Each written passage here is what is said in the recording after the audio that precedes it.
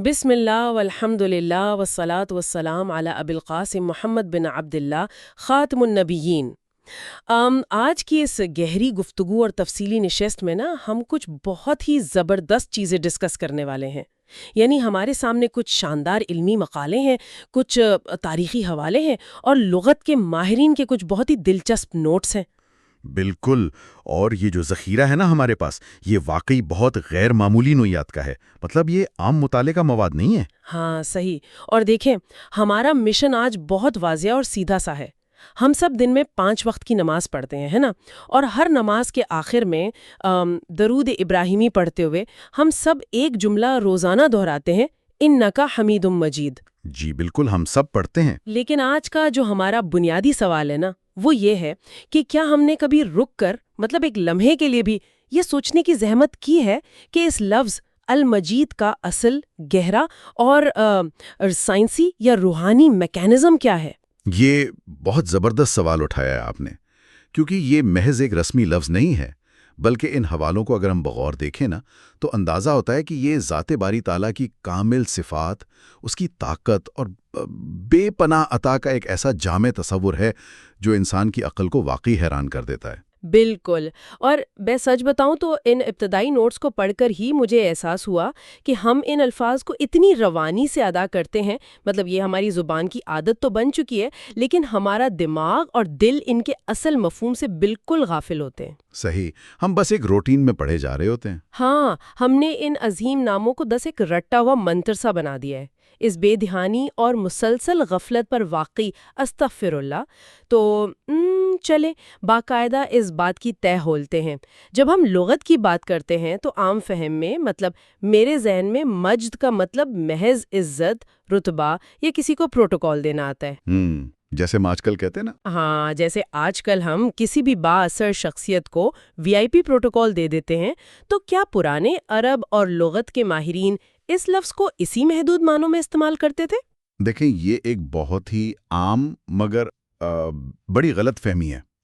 اگر ہم ان لسانی حوالوں کو دیکھیں، خاص طور پر عربی زبان کے مایہ ناز عالم ابن فارس کی تحقیق جو ہمارے ان نوٹس میں شامل ہے، تو وہ اس کی بنیاد بالکل مختلف انداز میں رکھتے ہیں۔ اچھا، وہ کس طرح؟ ابن فارس کے مطابق مجد محض عزت کا نام نہیں ہے، بلکہ یہ ان خوبیوں، کمالات اور شرف کی اس آخری حد تک پہنچنے کا نام ہے جس کے بعد کسی اور حد کا تصور ہی ممکن نہ رہے۔ یعنی وہ بالکل پیک پر ہو۔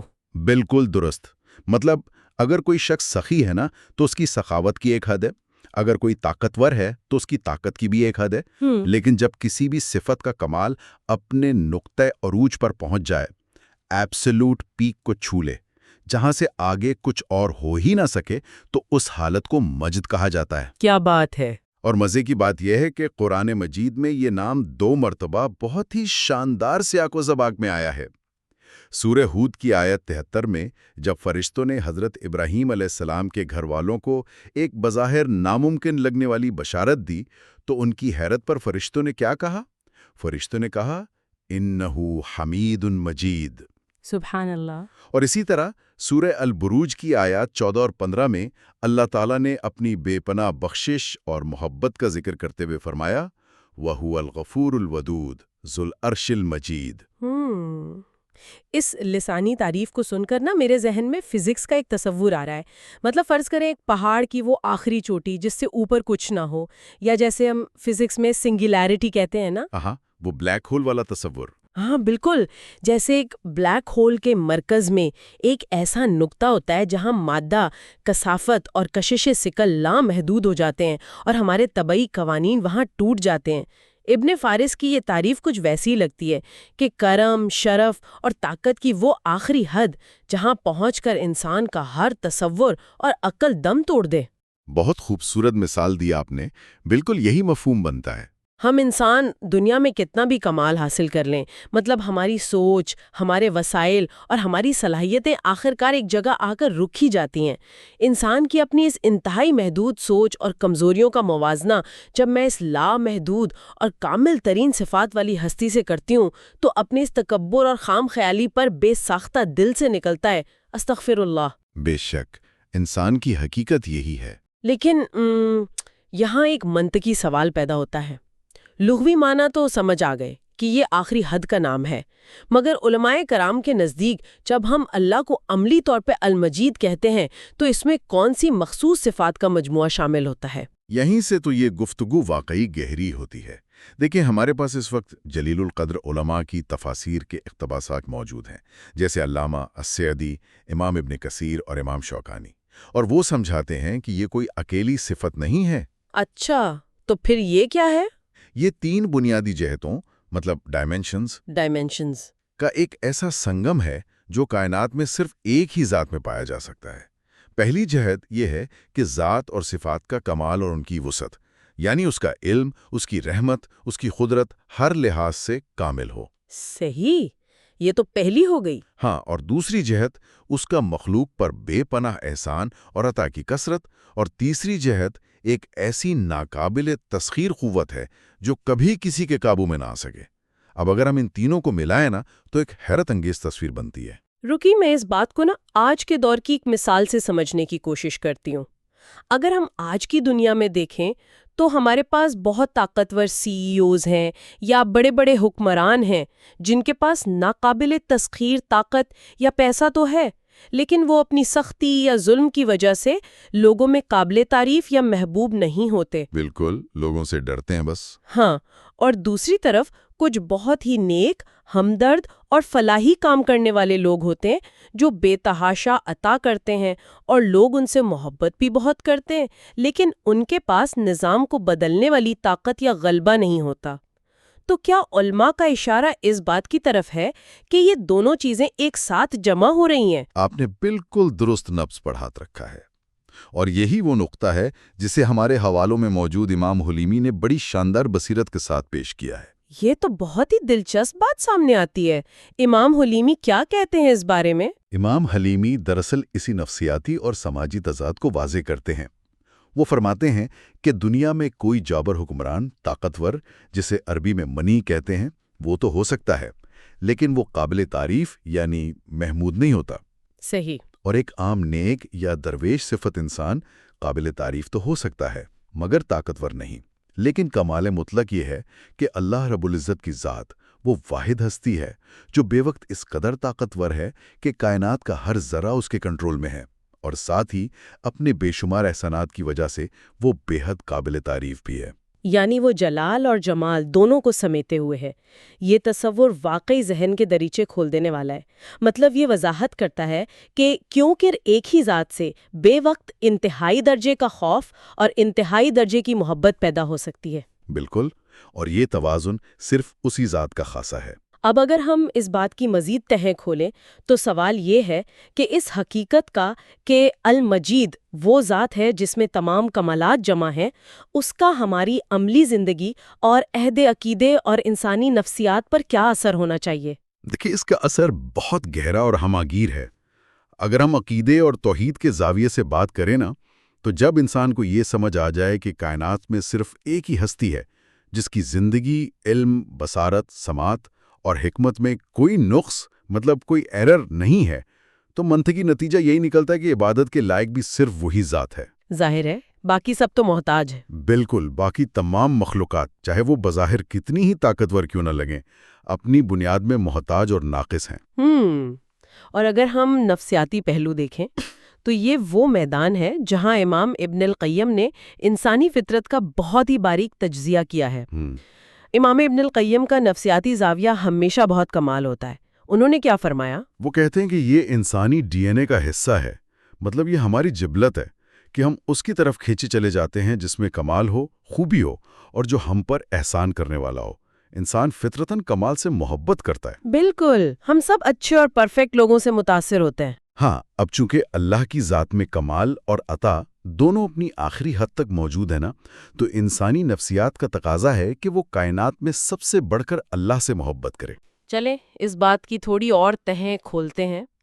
یہ بات سن کر تو دل کو ایک عجیب سی چوٹ لگتی ہے۔ اگر ہماری فطرت کمال سے محبت کرنے کی ہے تو ہم انسان کس قدر شدید نفسیاتی دھوکے میں زندگی گزار رہے ہیں۔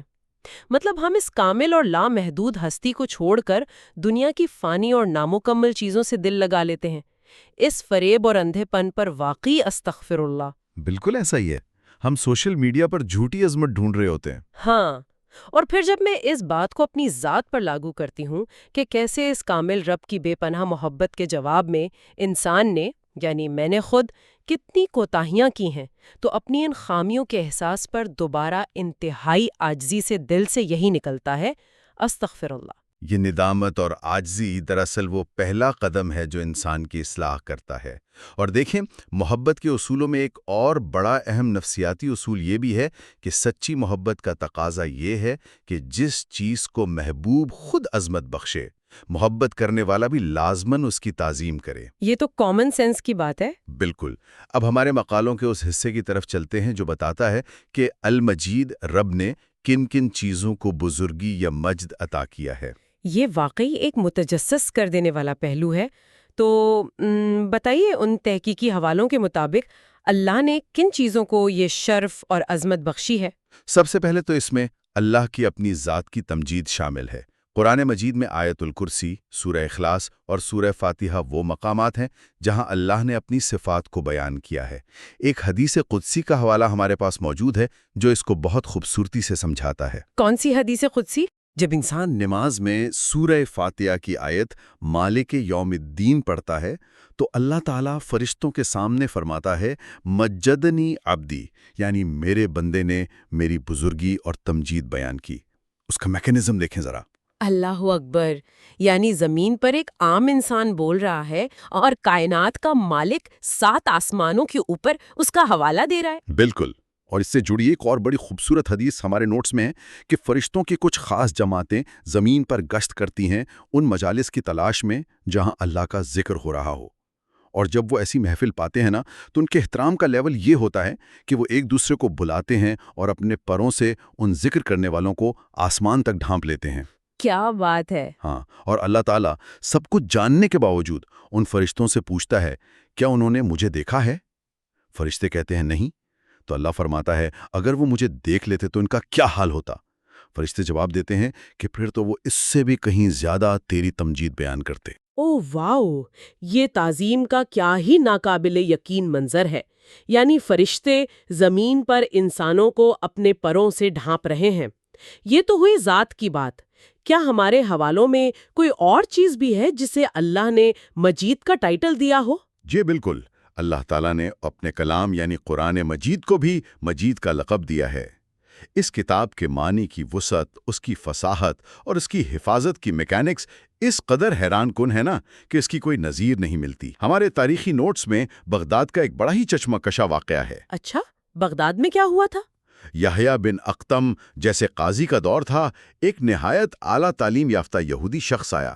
خلیفہ نے اسے اسلام کی دعوت دی مگر اس نے اپنے دین پر رہنے کا فیصلہ کیا۔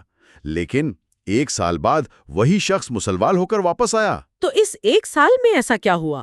جب خلیفہ نے پوچھا تو اس نے کلام مجید کی حفاظت کا ایک زبردست تجربہ بیان کیا۔ اس نے کہا کہ میں نے تورات کی 3 کاپیاں لکھیں، ان میں کچھ رد و بدل کیا اور یہودیوں کے بازار میں بیچیں۔ وہ فوراً بک گئیں۔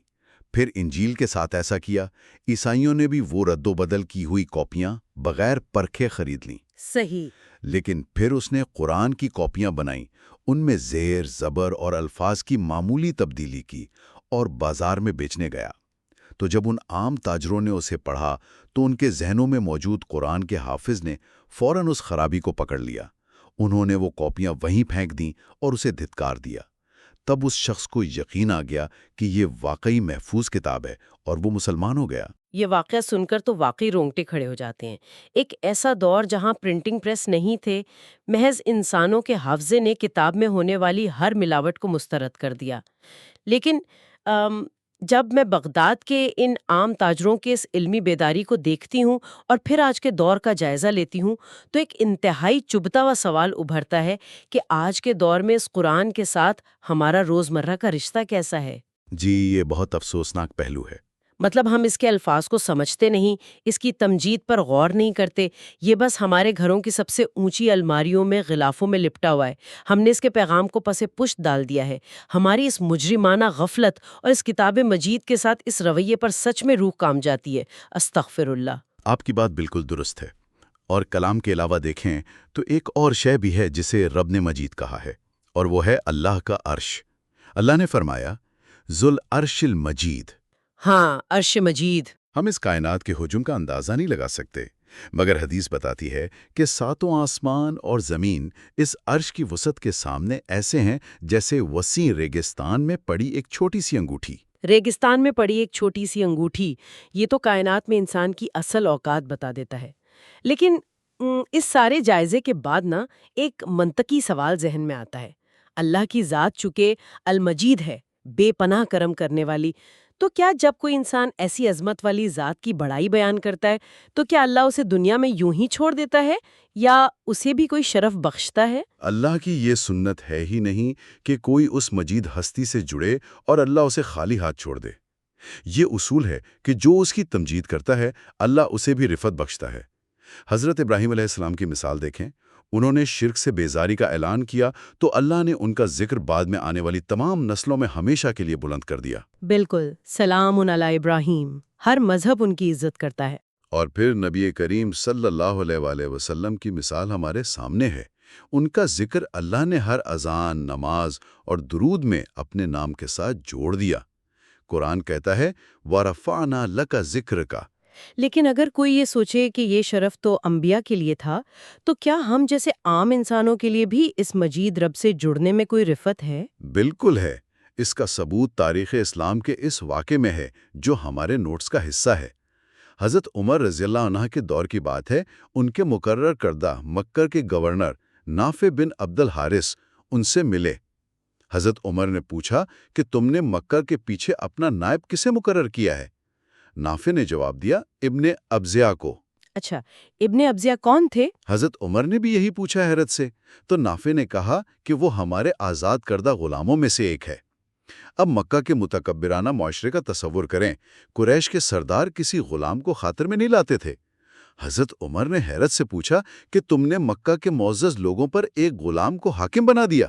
تو گورنر نے کیا جواب دیا؟ وراثت کے قوانین کا ماہر ہے۔ اس بات پر حضرت عمر نے فرمایا کہ بے شک تمہارے نبی صلی اللہ علیہ وسلم نے سچ فرمایا تھا کہ اللہ اس کتاب کی وجہ سے بہت سی قوموں کو عروج عطا فرماتا ہے، اور جو اسے چھوڑ دیتے ہیں انہیں ذلیل کر دیتا ہے، اور آخرت میں بھی قاری قرآن سے کہا جائے گا پڑھتا جا اور چڑھتا جا۔ واہ، یہ واقعہ سن کر تو انسان کی سوچ کے زاویے ہی بدل جاتے ہیں۔